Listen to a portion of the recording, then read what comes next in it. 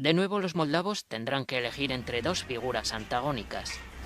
Dodón, comunista reconvertido en socialista, ha dedicado su mandato a restablecer los vínculos con el Kremlin, pero ha descuidado las relaciones con la UE y especialmente con sus vecinos Rumanía y Ucrania. Sandu es una europeísta convencida que trabajó para el Banco Mundial y vuelve a la carga con la breve experiencia de haber sido primera ministra. Punto por punto. Bueno, ya nosotros estamos aquí con nuestra invitada especial. Más que un honor para nosotros tener aquí a Adriana Goñi, que es antropóloga, arqueóloga chilena. Bienvenida a la República Dominicana, Adriana. Estos micrófonos son suyos para que se exprese, para que exprese ese cariño y ese amor que tiene usted por mi país, igual que como nosotros lo tenemos por el suyo. Y gracias, Andrea, muchas gracias. Para mí es muy importante estar en contacto con ustedes, porque para nosotros, que estamos al fin del mundo, ¿no es cierto? Estamos en Latinoamérica colgando del planeta. República Dominicana es una realidad de la que tenemos que tomar conocimiento y investigar porque no conocemos. Hay un gran desconocimiento entre algunas realidades que no son directamente, que no nos afectan directamente. Nosotros tenemos poca migración dominicana, por ejemplo, sí una gran migración haitiana. Entonces, yo ahora, preparando un poco la conversación que tenemos, sí me puse a investigar y quedé maravillada, por ejemplo, dado el momento histórico que estamos viviendo nosotros con la nueva Constitución. Leí la Constitución que ustedes implementaron ahora en 2015, tengo entendido. Sí. Y porque la implementación de una nueva Constitución democrática con participación ciudadana, que es lo que es lo que queremos nosotros como ciudadanía, ¿verdad? Entonces hemos estado investigando en distintas constituciones de distintos pueblos. Entonces hay cosas muy interesantes en la constitución de ustedes, relativa, por ejemplo, que creo que es imperativo en la constitución nuestra, todo lo referente a los recursos naturales y el Estado, por ejemplo, los recursos hídricos. Es muy inspirador lo que ustedes lograron con la constitución de ustedes. Entonces, esta conversación que tenemos me permitió conocer un país, como te digo, que conocía poco de su historia, de su población, de la composición de la población, por ejemplo, ¿no es cierto?, con tantos grupos étnicos distintos, que también es muy interesante ver cómo se incorporan esas diversas poblaciones en una constitución. Y son todos temas que nosotros estamos en este momento discutiendo, analizando, investigando, proponiendo, porque fíjate que estamos viviendo un momento histórico que es absolutamente único, no solo por la pandemia que tiene al planeta aislado, encerrado, sino que en Chile específicamente nosotros vivimos y estamos viviendo un proceso histórico que es muy importante, que nació el 18 de octubre del 2019, con acá se le llama estallido social o revuelta, pero que fue un volcamiento a las calles de una inmensa cantidad de gente de todas las edades, hombres, mujeres, jóvenes, niños, familias, y de ahí, a mi entender, de ahí surgió el proceso de la nueva Constitución, que tuvimos el 25 de octubre un plebiscito que fue con una votación que no se veía pero en décadas en Chile, porque había mucha abstención, se había declarado el voto voluntario, entonces había pero escasísima participación, y ahora fue una eclosión en todas partes, incluidos los chilenos en el exterior, que se sumaron a votar, pero en masa. Entonces es un proceso que estamos viviendo que es altamente remecedor de todas las estructuras sociales. Nosotros vivimos 17 años, perdón, piensa tú que nosotros vivimos 17 años de dictadura. Sí. La Constitución que nos rige actualmente fue creada en dictadura por los partidarios de Pinochet, ¿no es cierto?, entre cuatro paredes. Entonces es una Constitución para nosotros ilegítima. Entonces se están dando muchos procesos a todo nivel, ya sea a nivel psicosocial, por ejemplo, ¿no es cierto?, emocional también, y político, y que tiene al país revitalizado. Adriana, ha sobrevivido a dos dictaduras, la de Videla, la de Pinochet. La Constitución, que este domingo pasado fueron 14 millones de chilenos y votaron masivamente, ciertamente, fue creada precisamente en ese gobierno de Pinochet, en esa dictadura de Pinochet. Usted que pudo vivir esos momentos, que pudo vivir uno, vivir el otro, pero luego, después de la caída de Augusto Pinochet, que se quedó esa misma Constitución, que dicho sea de paso, ellos blindaron de tal manera que le era casi imposible a los chilenos poder reformarla. ¿Cuáles fueron esas partes que fueron tan fuertes, que ellos blindaron tanto, que tal vez pueda compartir con nosotros? ¿Y qué fue lo que provocó, aparte del estallido social en el 2019, hubo algo más? Mira, la Constitución del 80, yo no soy para nada experta en Constitución, sí, pero la Constitución, ya la presidenta Michelle Bachelet había propuesto la modificación de la Constitución, y se formó,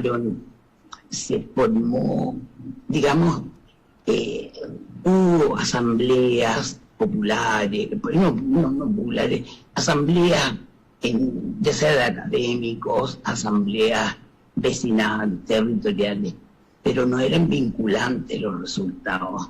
Entonces fue un momento de que se puso, se hizo visible este anhelo del cambio de la Constitución, pero según amigos constitucionalistas, planteaban que esta Constitución era inmodificable, ya sea por los quórums que se necesitaba, estaba blindada y se requería, pienso yo, lo sobra, que a raíz de la inmensa movilización popular que partió, o sea, el estallido fue en octubre del 2019, pero los movimientos sociales tienen una larga data en Chile. Los estudiantes, todos los años 2000 han sido de grandes movimientos sociales, principalmente los estudiantes universitarios, secundarios, pero también movimientos de defensa del medio ambiente, que tuvieron muchísima repercusión y convocatoria. Después nosotros tenemos un problema muy serio, tenemos zonas de sacrificio que se llaman, donde están instaladas industrias que contaminan de una manera que hace imposible vivir en esos territorios. Entonces, todas estas realidades, y por supuesto el conflicto que tenemos de siglos en la Araucanía, siempre ha estado en ebullición. El movimiento social, los distintos políticos llegaron a un acuerdo por la paz y por la nueva constitución para lograr bajar la intensidad de las manifestaciones. Entonces surgió de ahí entonces la iniciativa presidencial y el Congreso, y fue posible llamar a plebiscito, con el éxito rotundo del apruebo por el cambio de la Constitución en una convención constitucional, o sea, con constituyentes elegidos. Y nos enfrentamos ahora con plazos así bien acotados. Ahora en abril se tienen que inscribir los constituyentes.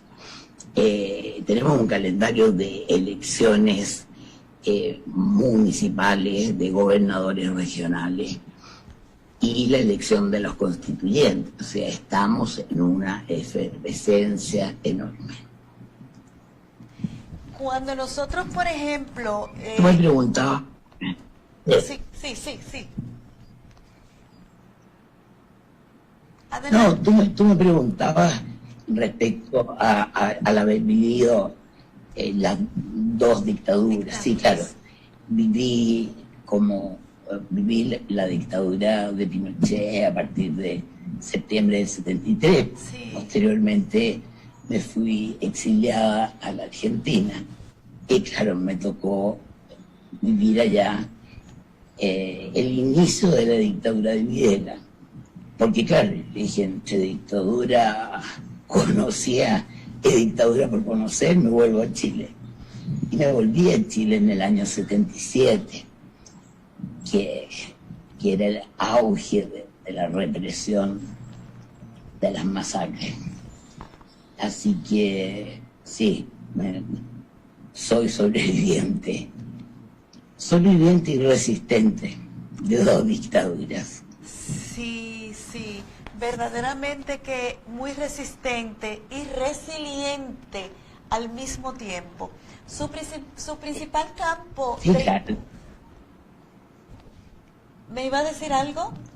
Mira, no, yo soy arqueóloga. Ajá. Es decir, mi formación fue de arqueóloga. Nosotros en la Universidad de Chile tenemos la carrera de antropología, que forma arqueólogos y antropólogos sociales. Yo ejercí la arqueología tengo 76 años, así que hasta que el cuerpo me permitió estar en terreno. Y comencé a trabajar en los años 90 el tema desde la antropología, que hice posgrados en antropología y lo demás. Empecé a trabajar la antropología virtual, Esto es, yo investigo cómo nos sociabilizamos virtualmente en la web. Y desde allí he conducido mis investigaciones. Yo me especializo en memoria y derechos humanos, y mi trabajo fundamental ha sido hace ya 15 años. Yo lo he enfocado en la segunda generación, en los descendientes de quienes sufrieron las violaciones a los derechos humanos a partir del 73. Y son los hijos, son los nietos, hermanos, etcétera, de los compañeros caídos y los compañeros exiliados y todos quienes sufrieron distintas formaciones de los derechos humanos. Ese es mi camino. Desde lo académico. Sí. Adriana, yo quiero que me dé algunos detalles muy importantes de esa parte, pero vamos a ir a una pausa y cuando retornemos ya me va a dar detalles minuciosos de uno y de otro. ¿Cómo se aplica la antropología? Obviamente en esa parte digital, en el plano digital. Adelante, señor director.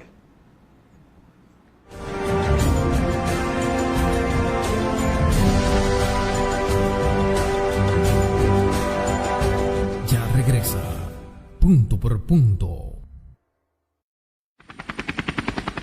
Aeroambulancia, el más completo y avanzado servicio de ambulancia aérea en helicóptero en nuestro país, disponible 24 horas al día. Cuida de los tuyos, prepárate para cuando lo impensable suceda, afiliándote a Aeroambulancia, con sus planes desde 49 pesos mensuales. Afíliate a través de tu ARS o corredor de seguros o llamando a nuestro centro de atención al cliente, 809-826-4100. Aeroambulancia, cuando los minutos cuentan.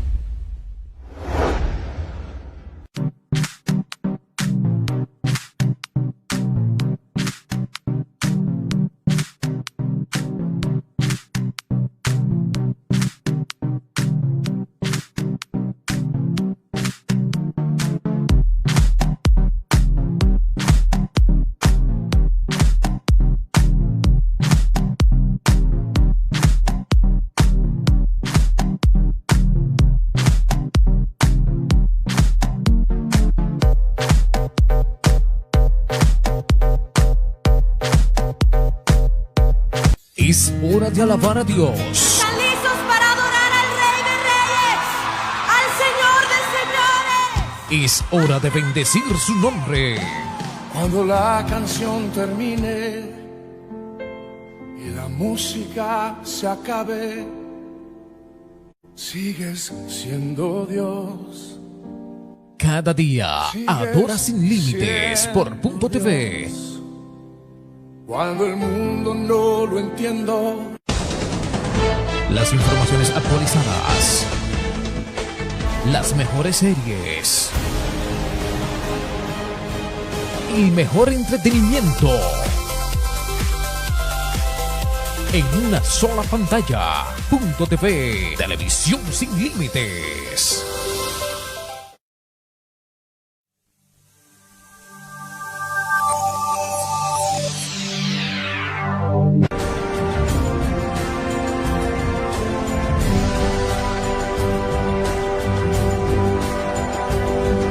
Está de vuelta, punto por punto. Nosotros continuamos en este su espacio estelar, su meridiano punto por punto. Hoy conversamos con Adriana Goñi, antropóloga y arqueóloga desde la hermana nación de Chile. Vamos porque yo tengo mucha curiosidad, ¿cómo se puede aplicar la arqueología y la antropología en la investigación? Se podría decir virtual. Adelante, Adriana. Claro, lo que pasa es que toda investigación es multidisciplinaria, ¿no es cierto? Es compleja en el sentido de que abarca no solamente múltiples disciplinas, sino que múltiples metodologías y técnicas. La antropología virtual surge alrededor de los años 2000, especialmente en los catalanes han hecho muy buen trabajo. Y hay muy buenos actores y muy buenos trabajos. Yo lo apliqué un poco por necesidad, comencé con esto, porque a principios de los años 2000 comencé a investigar el tema del exilio chileno, que tenemos una diáspora enorme. Entonces, ya había desde el 2004, había Facebook, por ejemplo, y comencé a entrevistar vía Facebook y Messenger a distintas personas exiliadas. Y eso me permitió darme cuenta que había un sector en el exilio que no se había tocado, y era el de los hijos. ¿Qué pasaba con nuestros hijos que estaban en el exilio, que vivían el exilio, o que habían nacido en el exilio, o llegado muy pequeños? Entonces, eso me hizo buscar la forma de acceder a este sujeto social que debía ser visibilizado. Y ahí comencé con la antropología virtual, la metodología. Entonces las mismas herramientas de la antropología, por ejemplo, las entrevistas, las historias de vida, a recoger testimonios, me di cuenta que virtualmente era mucho más fácil y cómodo para estas personas dar sus testimonios, los relatos de lo que estaban viviendo. Y aparte tú ves que se pueden, a medida que se fue perfeccionando la tecnología, se pueden compartir fotos, videos, audios. Entonces ahí me sumergí en la virtualidad. Y cada vez he logrado mayores acercamientos a las personas, a los grupos, y ahora lo confirma el aislamiento de la pandemia. Y ahora todo es virtual, ahora tú y yo estamos conversando virtualmente. Y así como contigo, yo tengo desde las 9 de la mañana hasta las 10 de la noche, todos los días estoy en Zoom con los grupos a los que pertenezco. Yo pertenezco a la mesa de sitios de memoria del Colegio de Arqueólogas y Arqueólogos de Chile.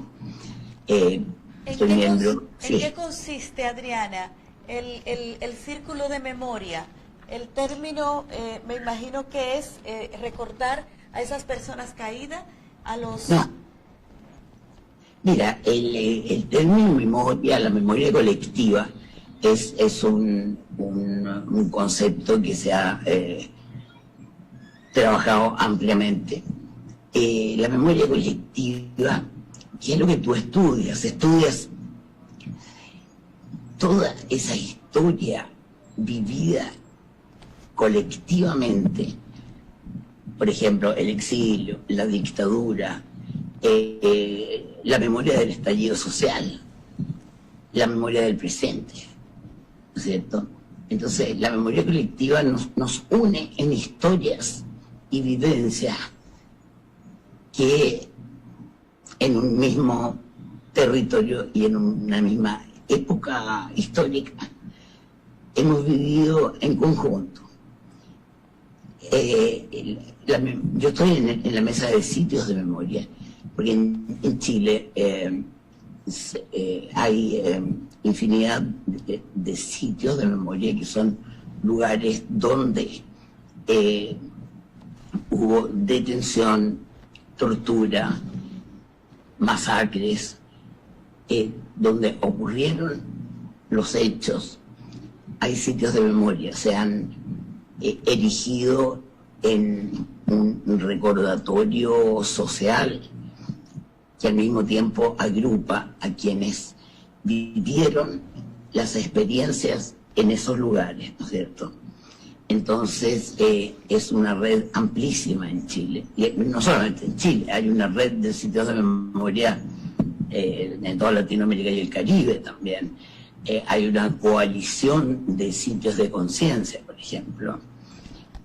Son redes que unen al continente, a los continentes, porque hay sitios de memoria. Auschwitz es un sitio de memoria en Ruanda, o sea, donde han habido violaciones a los derechos humanos, hay sitios físicos donde se les recuerda, donde se hace investigación, no solamente de las atrocidades cometidas, sino que de los procesos, ¿no es cierto?, de los lugares, de los países, y de la historia y la implicancia en el presente, porque todo esto no pasó, esto nos está afectando día a día. A todos los hijos que les mataron y les desaparecieron los padres, ellos y sus hijos, que hoy ya están grandes y están en la calle, están en el estallido, tú los ves, los hijos y los nietos de los desaparecidos y de los ejecutados y de los exiliados y de la gente que fue expulsada de las universidades y de toda esa gente está viviendo y defendiendo el proyecto de quienes dieron su vida por el país que queremos construir. Entonces la memoria está vigente, una memoria vigente. Y en la defensa de los derechos humanos, también en los observadores de derechos humanos, donde estoy participando, hacemos investigación también. Yo por lo menos estoy en la parte de investigación porque no puedo salir a la calle, mis compañeros están donde se violan los derechos humanos, están en las calles ellos registran, reciben denuncias y hacen visibles las violaciones a los derechos humanos. Entonces es una concatenación de la academia, el activismo y la defensa de los derechos humanos. Y la antropología que estudia al ser humano como ser social, ¿no es cierto? La psicología lo estudia como individuo, lo que le pasa a él en su mente, en su conciencia. La antropología estudia los grupos, las acciones de los grupos, cómo nos relacionamos, cómo nos condicionan los factores culturales, sociales. Y todo eso tú lo encuentras en la red, porque estamos todos expresando lo que pensamos, convocando, relatando, y tú lo vas registrando. Yo ahora tengo un libro que postulé a un fondo del Estado. Tengo un libro que he registrado la memoria de los hijos y los nietos desde hace 15 años más o menos. Estoy esperando que se apruebe eso porque es carísimo publicar en Chile. Y está todo muy vivo y hay redes, por ejemplo, del norte del país, con el sur, con todas las zonas nuestras que somos muy diferentes. Cada zona de nuestro país es muy diferente una de otra, pero todas sufrieron violaciones a los derechos humanos durante la dictadura y se siguen actualmente violando derechos humanos también. O sea, la represión estatal ha sido de una intensidad enorme. Tenemos muertos en el estallido, tenemos personas que perdieron la vista, que están con trauma ocular. O sea, hay mucha gente, tenemos muchísimos jóvenes presos a raíz del estallido, que están en prisión preventiva, sin causa, sin sentencia, sin nada. Hay miles de chicos presos. Entonces, es un deber del que tiene conciencia y tiene la posibilidad de alguna forma participar, hacerlo. O sea, hoy nadie puede decir, como se decía en dictadura, yo nunca supe, yo no vi, yo nunca supe.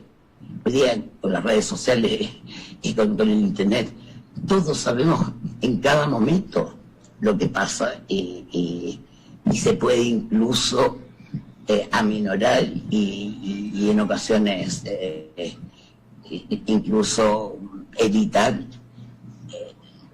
violaciones a los derechos humanos, porque todo se hace a la luz de los celulares. Entonces, Adriana, en México, por ejemplo, ocurrió hace ya mucho tiempo y hemos visto que AMLO lo ha estado dando frente a los 43 estudiantes desaparecidos forzosamente.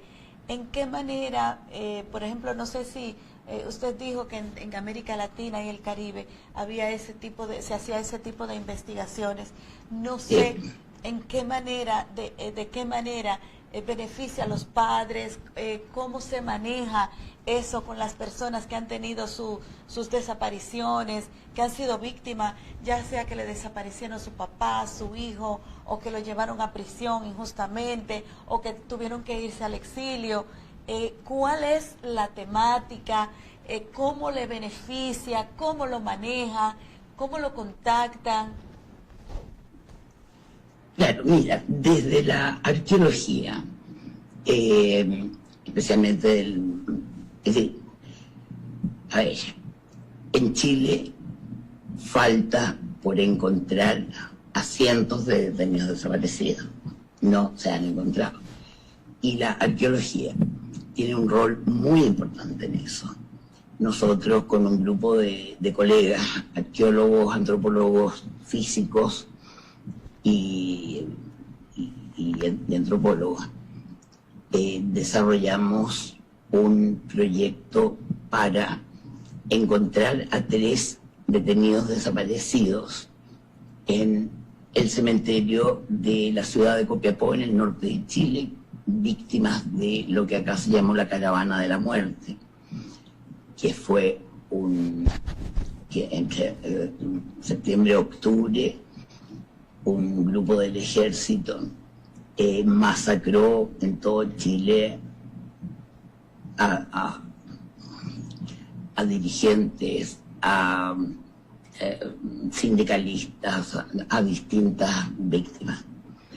Y hicimos la investigación de los antecedentes, y la pandemia cuando íbamos a ir a excavar al cementerio, hacer una búsqueda, la pandemia nos impidió porque entró en cuarentena Copiapó y todo.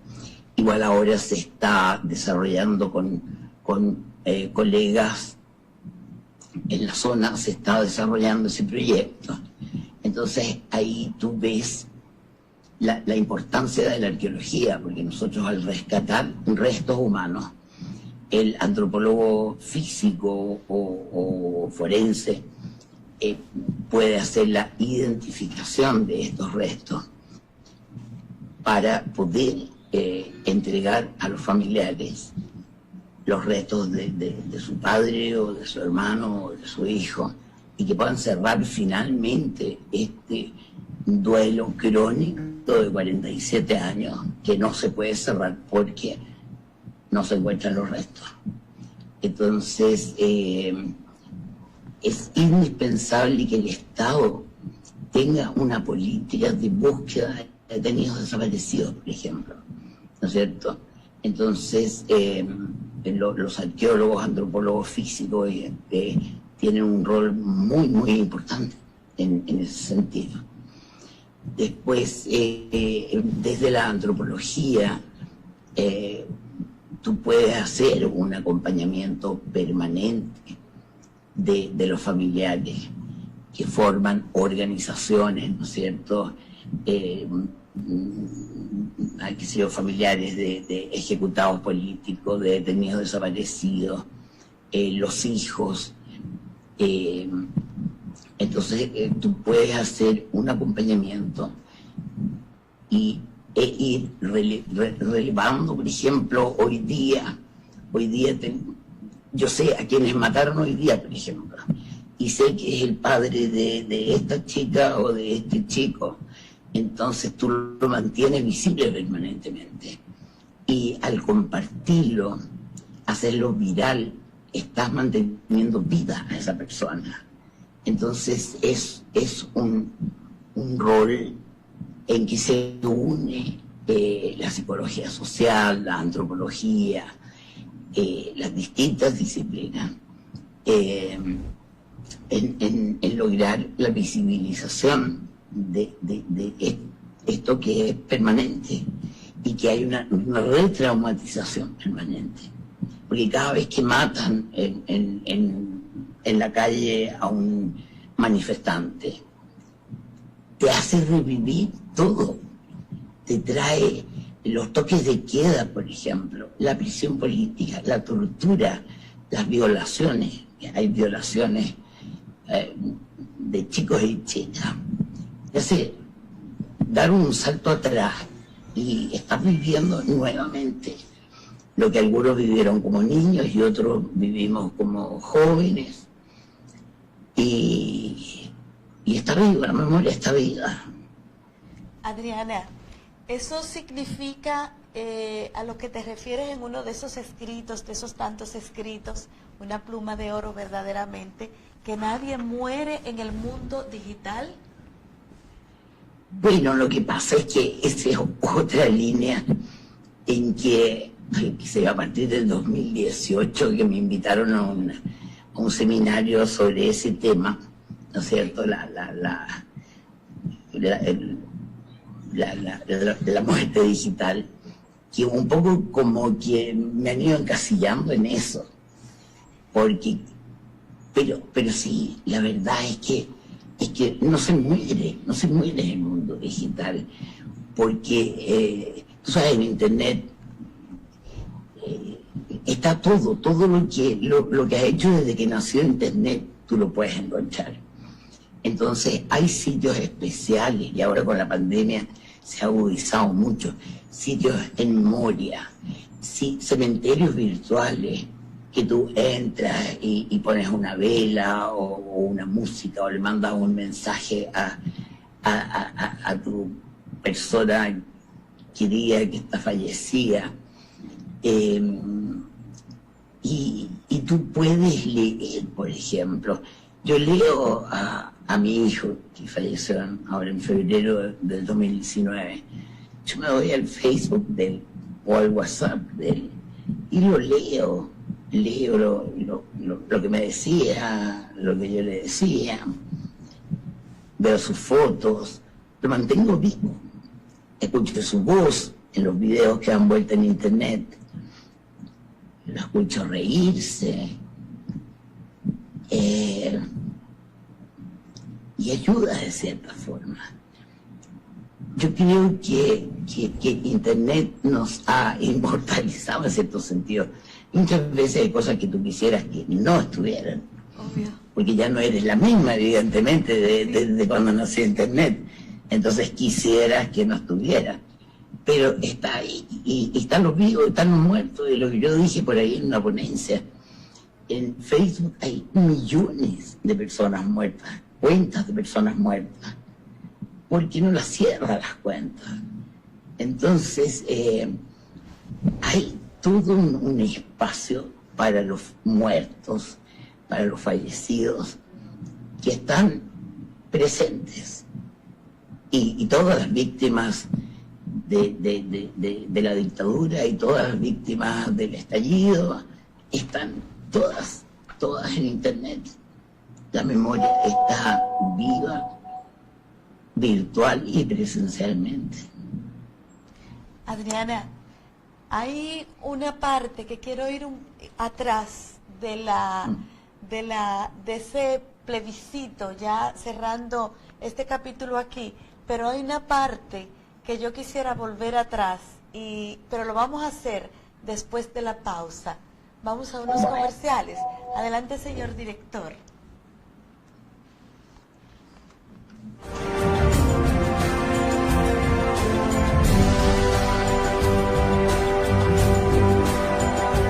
Ya regresa, punto por punto. Aeroambulancia, el más completo y avanzado servicio de ambulancia aérea en helicóptero en nuestro país, disponible 24 horas al día. Cuida de los tuyos, prepárate para cuando lo impensable suceda, afiliándote a Aeroambulancia, con sus planes desde 49 pesos mensuales. Afíliate a través de tu ARS o corredor de seguros o llamando a nuestro centro de atención al cliente 809-826-4100. Aeroambulancia, cuando los minutos cuentan.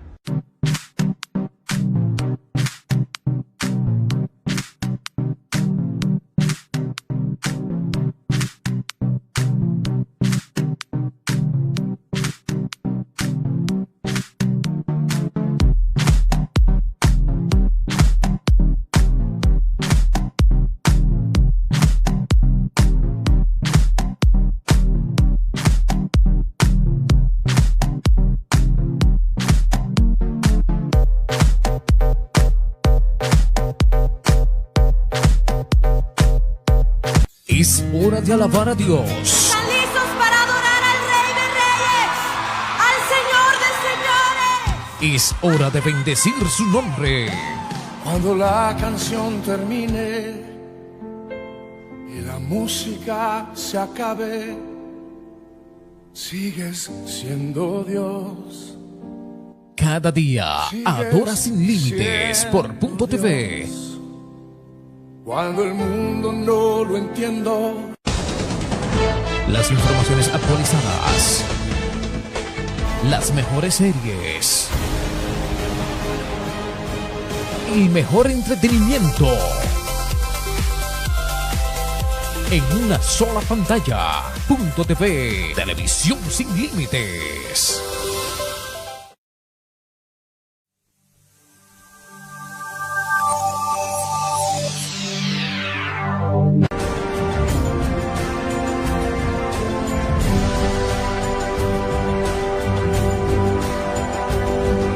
Está de vuelta. Punto por punto. Bueno, pues ya nosotros continuamos aquí con Adriana Goñi, antropóloga y arqueóloga desde la hermana nación de Chile. Pues como decíamos antes de irnos a la pausa, el domingo pasado los chilenos fueron a un plebiscito para decidir si continuaban con la Constitución vieja que databa desde la era de Augusto Pinochet o si querían una nueva reforma de la Constitución.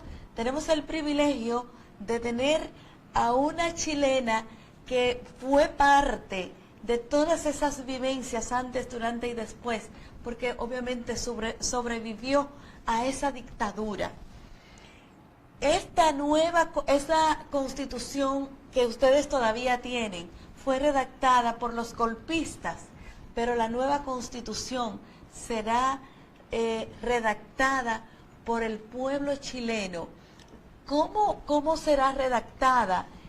¿Cómo serán escogidos esas personas? ¿Y qué consecuencia puede tener? Me imagino que se tomará algún tiempo largo, porque eso no será de ahora para ahorita, Adriana. ¿Y qué consecuencia usted como estudiosa de todos esos detalles, donde sale lo humano, donde salen las emociones, que como en el caso que vive Chile en este momento, tantas restricciones y esa brecha social inmensa que se creó en Chile, fíjese cómo cayó en un estallido social. ¿Qué va a pasar ahora? Bueno, en eso estamos porque es bastante incierto lo que va a pasar, porque la convocatoria para la nueva Constitución tiene muchas trabas. La elección de constituyentes requiere de ciertos quórums y ciertos requisitos que a los independientes se les dificulta muchísimo postularse como constituyentes. Se van a elegir 155 constituyentes. Va a ser paritario, hombres y mujeres. Okay. Estamos exigiendo que haya escaños reservados para los pueblos indígenas. Sí. Lo que pasa es que los independientes tienen el acceso prácticamente imposibilitado a ser constituyentes. Esto va a durar 9 meses, con la posibilidad de extenderlo 3 meses más. O sea, va a ser un proceso de un año.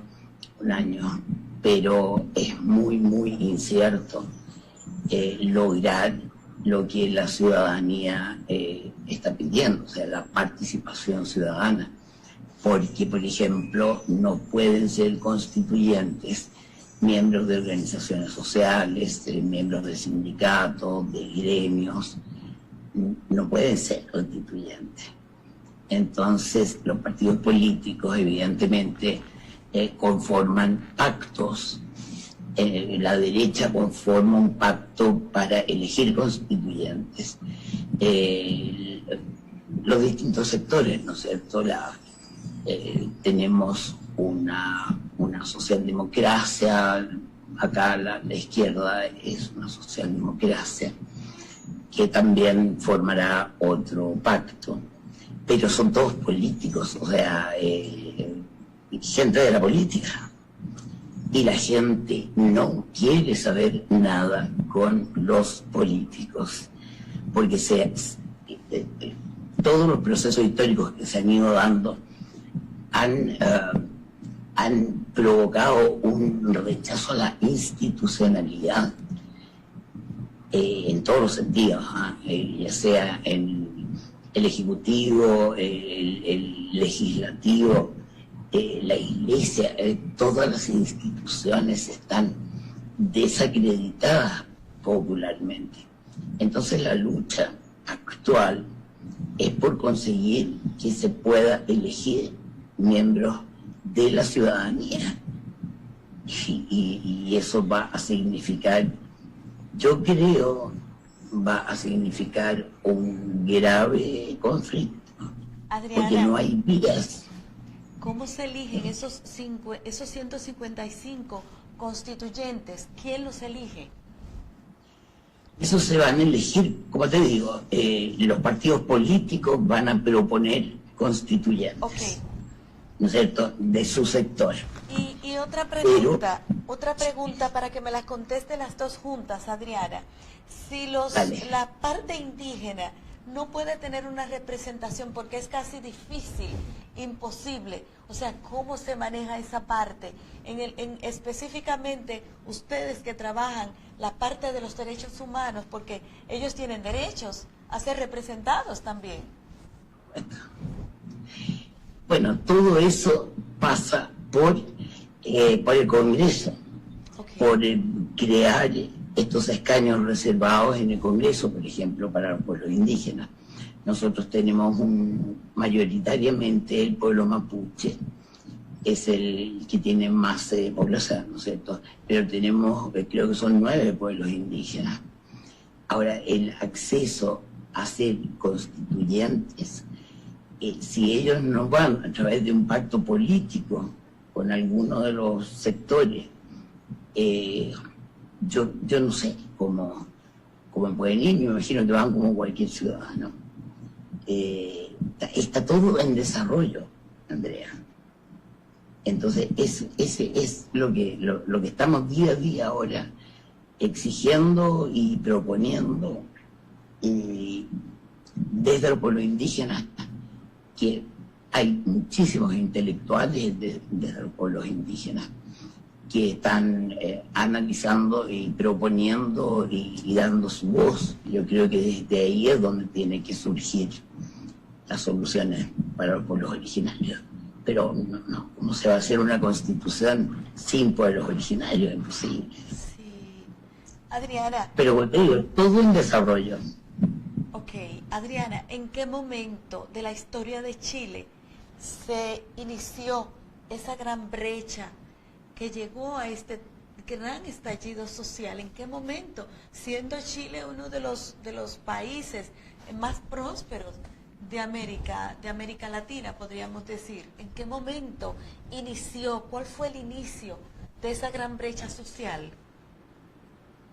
Ya, lo que pasa es que Chile tiene una desigualdad enorme. Sí. Es una gran desigualdad y evidentemente la desigualdad tiene consecuencias.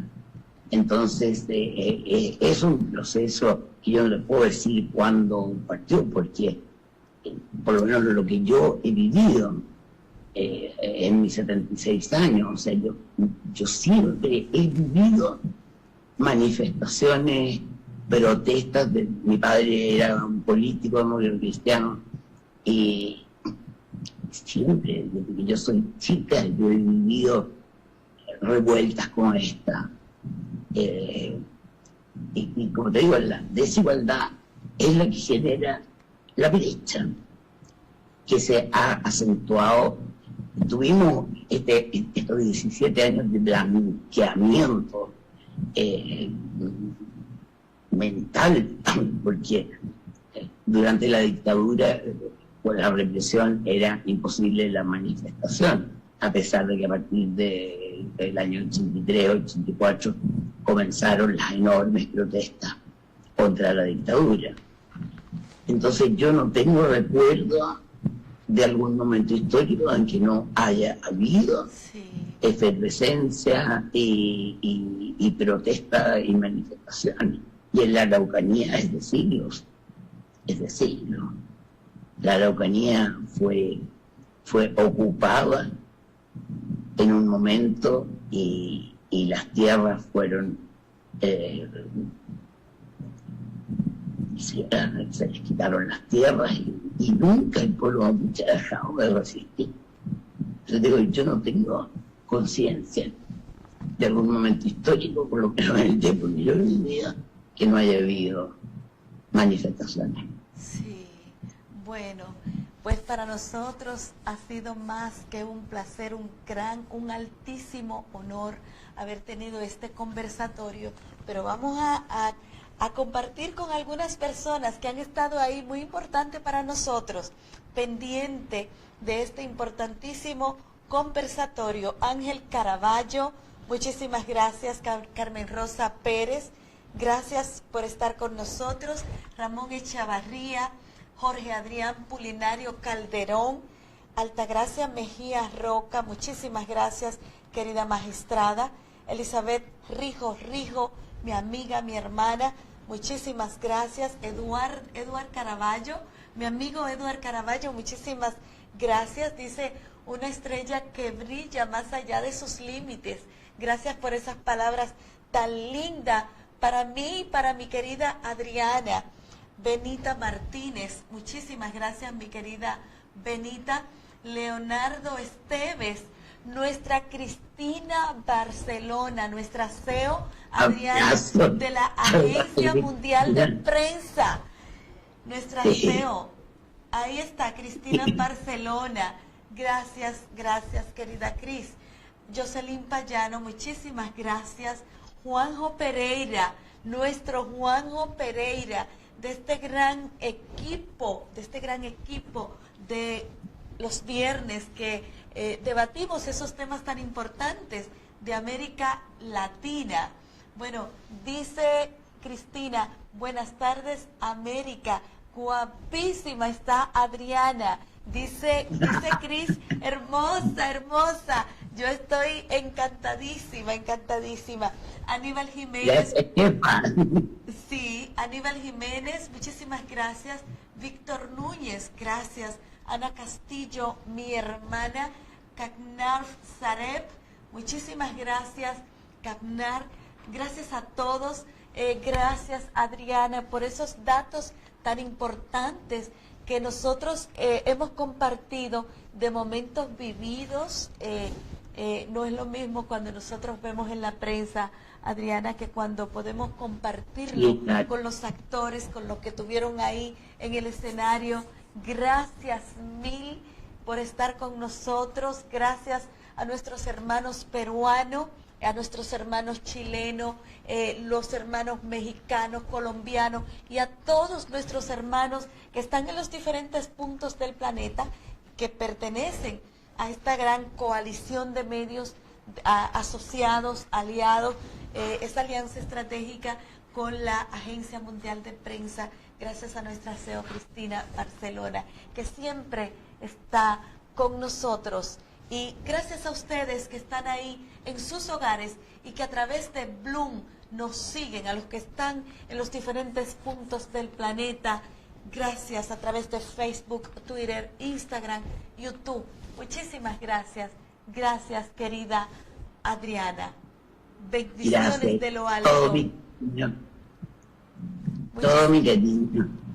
Amén, amén. Muchísimas gracias. Buenas tardes desde República Dominicana para el mundo.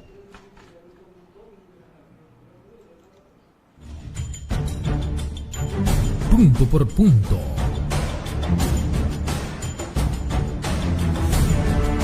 Punto por punto.